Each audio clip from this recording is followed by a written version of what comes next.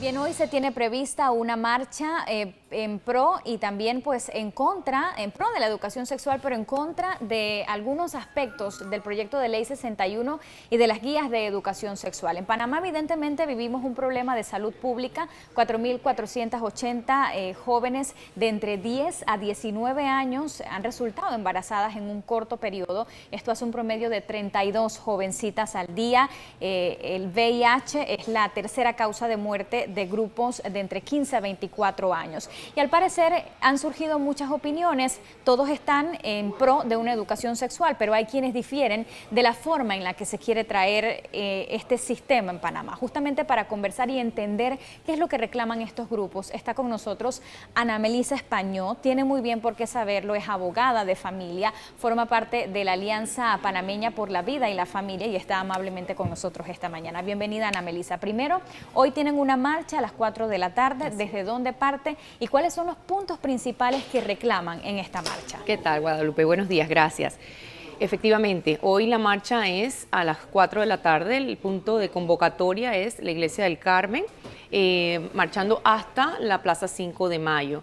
Esta marcha ha surgido para alzar, muchos padres de familia quieren alzar su voz para que se les tome en cuenta en la educación sexual de sus hijos. Esta marcha es también para alzar la voz y decir no queremos injerencias extranjeras en la educación sexual de nuestros hijos. Queremos una educación sana, una educación sexual en valores, en relaciones humanas, en afectividad, que toque todos esos aspectos para que de verdad el joven hoy día tenga herramientas para poder llevar una vida sexual saludable, sana y una conducta sexual alejada de riesgos.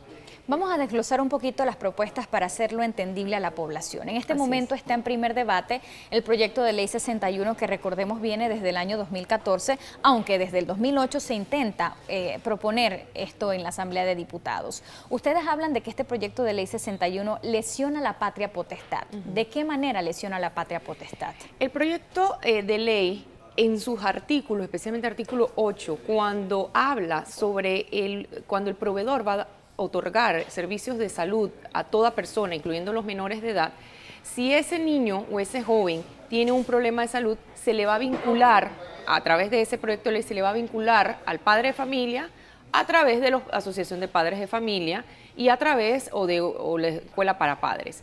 Es decir, no vincula de forma directa el deber que tiene ese proveedor de salud de llamar al padre de familia e informarle el estado de salud del niño o del adolescente que está siendo atendido.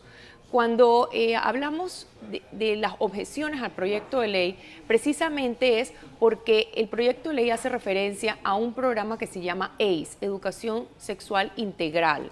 Ese enfoque de ACE viene de una organización internacional que se llama IPPF, International Planned Parenthood, proveedora de servicios sexuales y reproductivos, y es una transnacional que en los países en que está legalizado el aborto, pues ofrece los abortos y promueve para que se eliminen las barreras legislativas a fin de que se apruebe el aborto en los países latinoamericanos. Por eso nos preocupa mucho ese enfoque. O sea, ¿ustedes creen que esa injerencia internacional está motivada por intereses económicos o comerciales? Es que la injerencia se muestra cuando en la página web de la IPPF, a través de un acuerdo ministerial que fue firmado en el año 2008, se le da esa injerencia para que la IPPF revise las políticas públicas y de educación y de salud, ¿no? Y estas iniciativas a nuestros países. Y vemos y nos dimos cuenta que la IPPF le estaba dando seguimiento a la aprobación del proyecto 61. Entonces, ¿qué pasa con la IPPF? La IPPF es como quien dice el autor intelectual de la educación integral en la sexualidad, de ACE. Y nos llama la atención que en el proyecto de salud sexual y reproductiva o el proyecto 61 hace obligatoria en el artículo 7 la implementación de ACE, de ese enfoque. O sea, que no da pie a que nadie se pueda oponer o objetar o decir, espérense, yo no estoy de acuerdo con esta educación porque por ley ya te lo impone.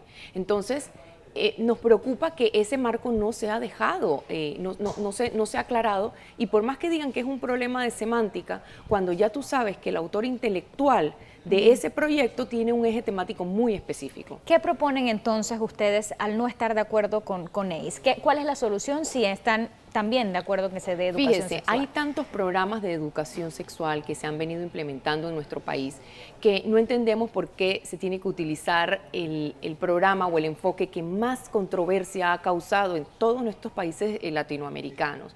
Por más que el Ministerio de Educación diga que estas guías se han panameñizado, cuando uno lee las guías... A eso iba, ellos Ajá. dicen que se va a adecuar al plano nacional. Cuando uno lee las guías, uno se da cuenta que no se pueden desvincular con uno de los ejes temáticos que tanto aboga ACE, que son los derechos sexuales y reproductivos y la ciudadanía sexual. ¿Qué quiere decir esto? Los derechos sexuales y reproductivos a menores de edad es el derecho de que los menores puedan tomar de forma autónoma sus decisiones en cuanto al ejercicio de la sexualidad, al tomar la decisión de iniciar sus relaciones sexuales y de esa forma tomar todas las decisiones autónomas en cuanto a su cuidado. Es decir, que los derechos sexuales y reproductivos al introducirse sí dejan a un lado los padres de familia. ¿Qué hay en cuanto al uso de métodos anticonceptivos? Porque justamente la IPPF está directamente relacionada y es uno de los puntos que cuestionan ustedes como grupo. Claro, la IPPF es una transnacional que vende servicios sexuales y reproductivos como la venta de anticonceptivos, y ese tema nos preocupa que se introduzca de manera tácita en la educación de nuestros niños. Es decir, en la educación sexual se debe informar a los jóvenes sobre los métodos de prevención, pero cuando tú informas y además das derechos en un mismo enfoque educativo, ahí está el peligro, en donde tenemos que tener mucho cuidado de que no se vaya a desarrollar en los programas de educación sexual estos derechos sexuales y reproductivos para que ellos solos tomen sus decisiones, dejando a un lado a los padres de familia. Ustedes alegan que no es necesario tener una ley sobre educación sexual para que el Meduca pueda implementar estas guías de educación en las escuelas. Sin embargo, los que respaldan este proyecto de ley dicen que es necesario porque vendría un ministro o cambiaría la administración y ya se le quitaría ese carácter obligatorio de impartir estas clases tan necesarias en los colegios. Fíjese, el Código de la Familia, la Convención de los Derechos del Niño, la ley orgánica del Ministerio de Educación faculta al Ministerio de Educación para desarrollar sus políticas educativas en esta materia. Es un derecho que tiene el niño de recibir educación, y es importante aclarar, no es lo mismo derechos sexuales y reproductivos a que el niño tenga derecho a accesar a una educación y derecho a accesar a la salud. Son dos conceptos diferentes. Entonces, sobre tu pregunta, efectivamente, no es necesaria una ley de educación sexual para poder desarrollar programas. La prueba está que ya el Ministerio de Educación lo está haciendo, pero si lo que se quiere dejar sentado es un marco regulatorio, el Ministerio de Educación, basado en sus políticas educativas, sin tener la necesidad de meter salud pública, que es lo que nos ha confundido toda esta problemática, puede desarrollar a través de una ley, un decreto, un marco regulatorio, teniendo el cuidado de no imponer un solo modelo de educación, que es ahí donde nos preocupa, porque imponer un solo enfoque no es típico de sociedades democráticas. Ideología de género es un tema interesante, pero también contrasta con lo que se nos ha enseñado a través de los años. Deja de lado ese sexo biológico, dice que pues el sexo está relacionado más bien con la condición social o cultural del desarrollo del niño, ¿no? Es un tema complejo, pero que también se trata en estas guías. Es correcto. En la temática de ACE, y es por eso que nos preocupa, la temática de ACE, uno de sus ejes se desarrolla a través de género. Cuando se deja esa temática de género de una forma tan amplia, las guías pueden ir desarrollando a través de toda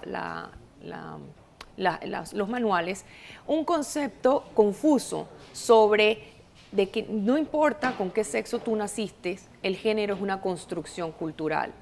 Nosotros tenemos que tener cuidado en dejar abierto el término de género solamente a una construcción cultural y diferenciarlo de los roles que tanto el hombre y la mujer pueden realizar en sus casas, en la vida, que no tiene que ver con la ideología de género. Una cosa es roles que como hombre y como mujer uno pues ejerce en la vida y que pues el hombre también puede trapear, fregar, hacer los quehaceres del hogar, así como la mujer, no tiene que ver con la construcción social que se nos quiere imponer a través de estos ejes temáticos, y es a lo cual nosotros estamos advirtiendo que hay que tener mucho cuidado. En algunos de los talleres de las guías se puede ver esa confusión en donde tú siembras la duda, ella florece. Y es por eso que hay que ser muy claros en las guías y no dejar esto al margen de que cada uno lo pueda conceptualizar a su manera. Y ese ha sido el peligro del género. Ana Melissa, quienes apoyan este proyecto de ley 61, los docentes también que respaldan estas guías de educación sexual, dicen que se está alarmando innecesariamente a los padres de familia. ¿Es esta discusión que se está dando un motivo real de preocupación? ¿Tiene sustento la marcha de hoy? Claro que sí, porque a lo largo de estos años nos hemos dado cuenta que cuando se implementan los proyectos de salud sexual y reproductiva y de educación sexual se deja al margen a los padres de familia.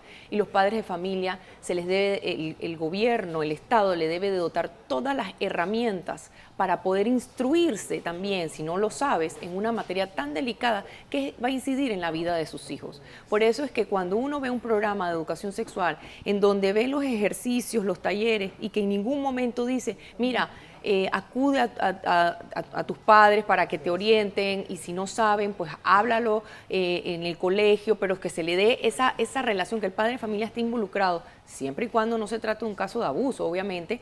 Ese elemento es sumamente importante para que los padres de familia estén anuentes de que sí tienen esa responsabilidad, porque en donde se les deje proscritos en esta materia, entonces ¿quién va a educar a nuestros hijos? El Estado descansa en la familia, la educación de los hijos, y eso es un principio que hay que reforzar en la educación sexual. Gracias, Ana Melissa Españó, por estar con nosotros esta mañana, abogada de familia, también miembro de la Alianza Panameña por la Vida y la Familia. Recordemos, esta tarde a las 4 se va a realizar esta marcha para que se baje a primer debate el proyecto de ley 61 y otros aspectos en los que pues han mostrado objeciones estos grupos. Gracias por estar aquí.